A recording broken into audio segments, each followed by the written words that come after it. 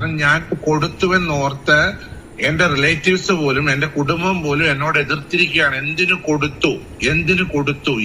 കൊടുത്തു എന്ന് എന്നോട് ചോദിച്ചിട്ടാകുമ്പോൾ കുടുംബസ്വത്ത് ഞാൻ കൊടുത്തതെന്ന് വെച്ചാൽ 2 അനാഥ ബാല്യങ്ങളെ ഓർത്ത് ചെയ്തതാണ്. പക്ഷെ ഇപ്പോൾ എനിക്ക് തീരാത്ത ദുഃഖവും പുറത്തിറങ്ങാൻ കഴിയാത്ത മനോവേദനകളുമാണ്. നമസ്കാരം, വണക്കം and welcome to my channel. കഴിഞ്ഞ കുറേ ദിവസങ്ങളായിട്ട് രേണു സുധീനെ കുറിച്ചിട്ടുള്ള കുറേ വാർത്തകൾ അങ്ങനെ സോഷ്യൽ മീഡിയയിൽ ചൂട് പിടിച്ചിട്ടുള്ള ചർച്ചാ വിഷയമായിട്ട് വന്നുകൊണ്ടിരിക്കുകയാണ്. സുധി ഉള്ള കാലത്തായിരുന്നെങ്കിൽ സുധിയുടെ ഏറ്റവും വലിയ ആഗ്രഹമായിരുന്നു സ്വന്തമായിട്ട് ഒരു വീട് എന്നത്. രേണു പറയുന്നുണ്ട്, രേണുവും സുധിക്കൊപ്പം അതിനു വേണ്ടിയിട്ട് പരിശ്രമിച്ചിരുന്നു. പക്ഷേ അന്നൊന്നും രേണു അഭിനയിക്കാനോ ഷൂട്ടിങ്ങിനോ ഒന്നും പോയിരുന്നില്ല. അന്ന് പോകാത്ത വ്യക്തി ഇന്ന് അങ്ങനെ ചെയ്യുമ്പോൾ ധാരാളം വിമർശനങ്ങളും അതിൻ്റെ കൂടെ ഉണ്ടാകുന്നുണ്ട്. കൊല്ലം സുധി മരണപ്പെടുമ്പോൾ വാടക വീട്ടിലാണ് താമസിച്ചിരുന്നത്. അത് കഴിഞ്ഞിട്ട് ആ കുടുംബത്തിൻ്റെ അവസ്ഥ കണ്ടിട്ട് ധാരാളം സന്നദ്ധ സംഘടനകൾ സഹായിക്കാൻ മുന്നോട്ട് വന്നിരുന്നു. അത് കാരണം അവർക്ക് ഒരു വീടും ലഭിച്ചു. ഇതിനായി ഇവർക്ക് സ്ഥലം നൽകിയത് ഒരു പള്ളിയിലച്ഛനാണ്. പേര് നോബിൾ ഫിലിപ്പ്. അമേരിക്കയിൽ ജോലി വിട്ടിട്ട് നാട്ടിൽ വന്നതാണ് പുള്ളിക്കാരൻ. ഇദ്ദേഹത്തിന് ധാരാളം സ്വത്തുക്കളും സ്ഥലവും ഒക്കെ ഉണ്ട്. ഞാൻ കൊടുത്തുവെന്നോർത്ത് എന്റെ റിലേറ്റീവ്സ് പോലും എന്റെ കുടുംബം പോലും എന്നോട് എതിർത്തിരിക്കുകയാണ്. എന്തിനു കൊടുത്തു എന്ന് എന്നോട് ചോദിച്ചിട്ടാകുമ്പോൾ കുടുംബസ്വത്ത് ഞാൻ കൊടുത്തതെന്ന് വെച്ചാൽ 2 അനാഥ ബാല്യങ്ങളെ ഓർത്ത് ചെയ്തതാണ്. പക്ഷെ ഇപ്പോൾ എനിക്ക് തീരാത്ത ദുഃഖവും പുറത്തിറങ്ങാൻ കഴിയാത്ത മനോവേദനകളുമാണ്. പിന്നെ കല്യാണം സാധാരണ കഴിക്കാത്തത് കൊണ്ട് കുടുംബമോ അങ്ങനത്തെ ബാധ്യതകളോ ഒന്നുമില്ല. കൂടെ 2 സഹോദരിമാരെന്തോ ഉള്ളതായിട്ടാണ് അറിവ്. ഇദ്ദേഹത്തിന് സ്വന്തമായിട്ട് പല സ്ഥലങ്ങളും ധാരാളം സ്വത്തുക്കളും ഒക്കെ ഉള്ളതായിട്ടാണ് പറയുന്നത്. അപ്പോൾ ഇദ്ദേഹം പല സ്ഥലങ്ങളും പാവങ്ങൾക്ക് വേണ്ടി ദാനം നൽകിയിട്ടുണ്ട്. അങ്ങനെ വളരെ നല്ല ഒരു ചിന്താഗതിക്കാരനാണ് ഇദ്ദേഹം. ആ വ്യക്തിയാണ് ഈ രേണു സുധിക്ക് വേണ്ടിയിട്ട് സ്ഥലം നൽകിയത്. കുറച്ച് ദിവസങ്ങൾക്ക് മുമ്പ് രേണുവിനോട് കുറച്ച് ഓൺലൈൻ മാധ്യമങ്ങൾ ചോദ്യങ്ങളൊക്കെ ചോദിച്ചിരുന്നു. തന്നതുകൊണ്ടാണ് പുള്ളിയുടെ മറ്റു സ്ഥലങ്ങൾ വിറ്റുപോയി എന്നൊരു പ്രചാരണമുണ്ട്. അങ്ങനെയുണ്ടോ? അല്ല, അത് മാർക്കറ്റ് ചെയ്തുകൊണ്ട് പുള്ളി സെയിൽ ചെയ്യുന്നു എന്നാണ് പറയുന്നത്.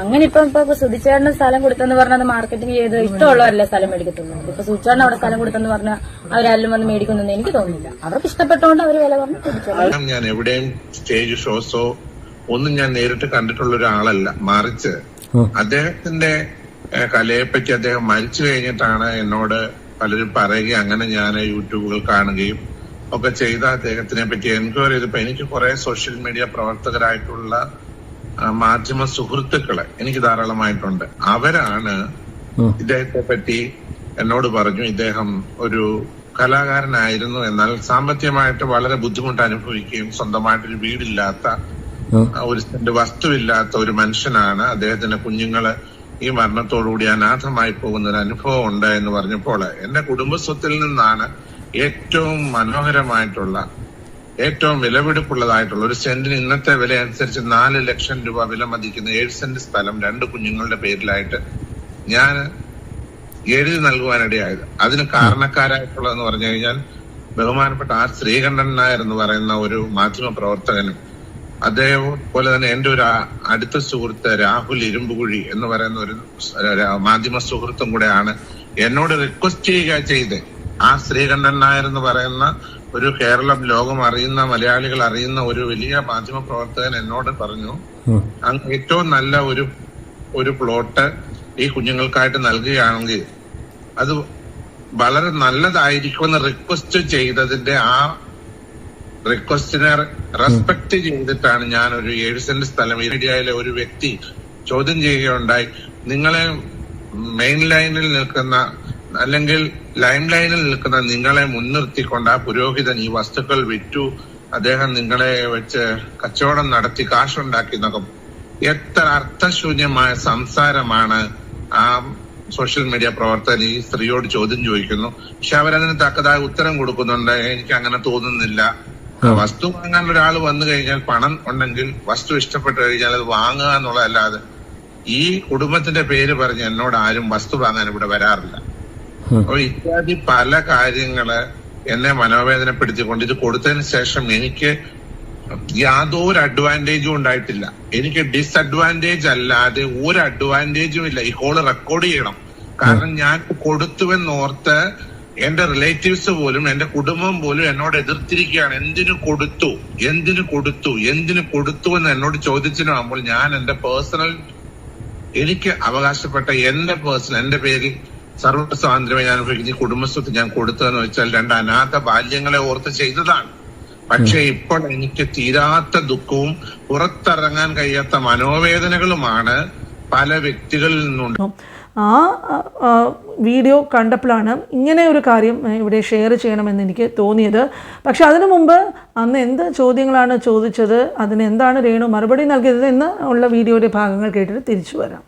ഒക്കെ തരം ചോദ്യങ്ങളാണ് ഈ ഓൺലൈൻ മീഡിയക്കാർ ചോദിക്കുന്നത്. ഇവിടെ ചോദിച്ച ആൾക്കെതിരെ ഫാദർ കേസ് കൊടുക്കാൻ പോകുന്നു എന്നൊക്കെ പറയുന്നു. ഫാദർ തൻ്റെ നല്ല മനസ്സുകൊണ്ട് കടമ ചെയ്തു.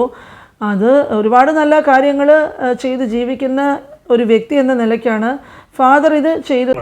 ഈ സ്ത്രീ എവിടെങ്കിലും വന്നിരിക്കുന്ന ഉടനെ അവന്റെ യൂട്യൂബിന് എന്തെങ്കിലും ഒരു പേര് കിട്ടാൻ വേണ്ടിയിട്ട്, അല്ലെ അവന്റെ യൂട്യൂബിന് 10 വ്യൂവേഴ്സിന് കിട്ടാൻ വേണ്ടിയിട്ട് പൊതുസമൂഹത്തിൽ ആദരണീയരായി ജീവിക്കുന്ന വ്യക്തികളെ കരിവാരി തേച്ചുകൊണ്ടുള്ള സംസാരം. ഞാൻ ആ വ്യക്തിയെ കാണുവാൻ എനിക്ക് ആഗ്രഹമുണ്ട്. അവർക്കെതിരെ മാനനഷ്ടത്തിന് കേസ് കൊടുക്കണമെന്ന് താല്പര്യപ്പെടുകയാണ്.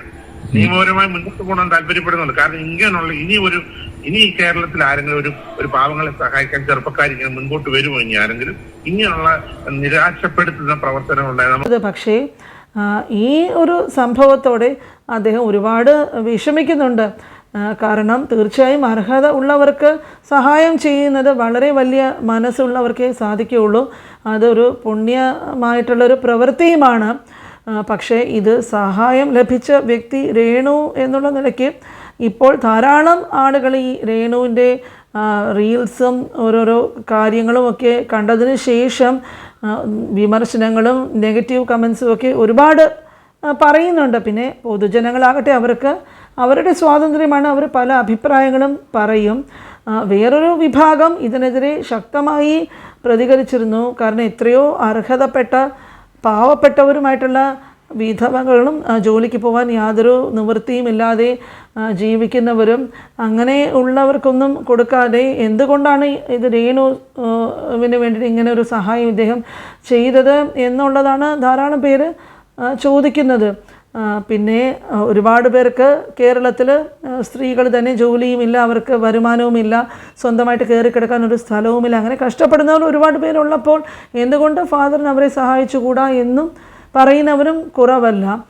അപ്പോൾ ഇത് സംബന്ധിച്ചിട്ട് കുറേ കാര്യങ്ങൾ പബ്ലിക് മീഡിയയിൽ സോഷ്യൽ മീഡിയയിലും ഒക്കെ ഇങ്ങനെ വീഡിയോസൊക്കെ ആയിട്ട് വരുന്നുണ്ട്.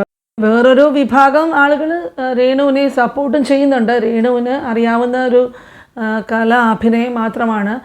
ധാരാളം അഭിനേതാക്കൾ ഇതുപോലെയൊക്കെ പല രീതിയിൽ അഭിനയിക്കുന്നുണ്ട്. എന്തുകൊണ്ട് അവരെയൊക്കെ വിമർശിക്കാതെ ഒരു ജീവിതത്തിന് വേണ്ടി ഇറങ്ങി തിരിച്ച് രേണുവിനെ വിമർശിക്കുന്നു എന്നുള്ള ചോദ്യങ്ങളുമായിട്ട് മറുപക്ഷം ആളുകളും ഒരുപാട് പേര് രംഗത്തുണ്ട്. പിന്നെ രേണുവിന് അറിയുന്ന തൊഴിൽ ചെയ്ത് ജീവിക്കുന്നതിൽ തെറ്റൊന്നും പറയാൻ പറ്റില്ല. ആണെങ്കിലും ഒരു തരം ഓവറായിട്ടാണോ പോകുന്നത് വസ്ത്രധാരണ രീതിയും മറ്റും എന്നുള്ള വിമർശനങ്ങളും നെഗറ്റീവ് കമൻസും ഒക്കെ ഇതിനെതിരെ വരുന്നുണ്ട്. അപ്പോൾ അടുത്തിടെ നടന്ന ഒരു ആൽബം ഷൂട്ടിന് ശേഷവും ചൂടുപിടിച്ച ചർച്ചാ വിഷയങ്ങളായിരുന്നു ധാരാളം ഉയർന്നു വന്നുകൊണ്ടിരുന്നത്. അതുപോലെ പലരും ഇതിൻ്റെ കമൻസിലൊക്കെ ആ റീൽസ് ഒരു പാലത്ത് വെച്ച് ചിത്രീകരിച്ചത് കൊണ്ട് പെർമിഷൻ ഇല്ലാതെ ചെയ്തതാണെന്ന് പറഞ്ഞിട്ട് MVDക്ക് എതിരെ ഇതിനെപ്പറ്റി പരാതി കൊടുക്കണം എന്നൊക്കെ പറയുന്നവരും ഒരുപാട് പേര് ഉണ്ട്. ധാരാളം പേര് ഇപ്പോൾ ഇതിനെതിരെയൊക്കെ പ്രതികരിക്കാൻ തുടങ്ങിയിട്ടുണ്ട്. രേണുവിന് അഹങ്കാരമാണെന്നും ധാർഷ്ട്യത്തോടെയാണ് എല്ലാവരോടും പെരുമാറുന്നതെന്നും ഒക്കെ പറയുന്നവരുമുണ്ട്. അപ്പോൾ ഇതിനെക്കുറിച്ചിട്ട് നിങ്ങളും കണ്ടു കാണും, വിവരങ്ങളൊക്കെ അറിഞ്ഞു കാണും. എന്തായാലും നിങ്ങൾക്ക് എന്താണ് ഇതിനെക്കുറിച്ച് പറയാനുള്ളത് എന്നുള്ളത് കമൻസ് വഴി എഴുതി അറിയിക്കുക. ഇന്നത്തെ സമൂഹത്തിൽ ജീവിക്കുക, അത് പ്രത്യേകിച്ച് സ്ത്രീകൾ ഒറ്റയ്ക്ക് ജീവിക്കുന്നത് വളരെയധികം വിഷമമുള്ള കാര്യമാണ്. സാമ്പത്തികമായിട്ട് നല്ല ഒരു സ്ഥിതി അല്ലെങ്കിൽ ഒരു ജോലി ഇല്ലെങ്കിൽ ഇവർക്കൊക്കെ മുന്നോട്ട് പോകുന്നത് കഷ്ടമുള്ളൊരു കാര്യം തന്നെയാണ്. ആണെങ്കിലും ഒരു കാലത്ത് രേണുവിനെ ഇഷ്ടപ്പെടുന്നവർ ധാരാളം പേരുണ്ടായിരുന്നു. ഇന്ന് അത് കുറേ അധികം അതിന് മാറ്റങ്ങൾ വന്നിട്ടുണ്ട്.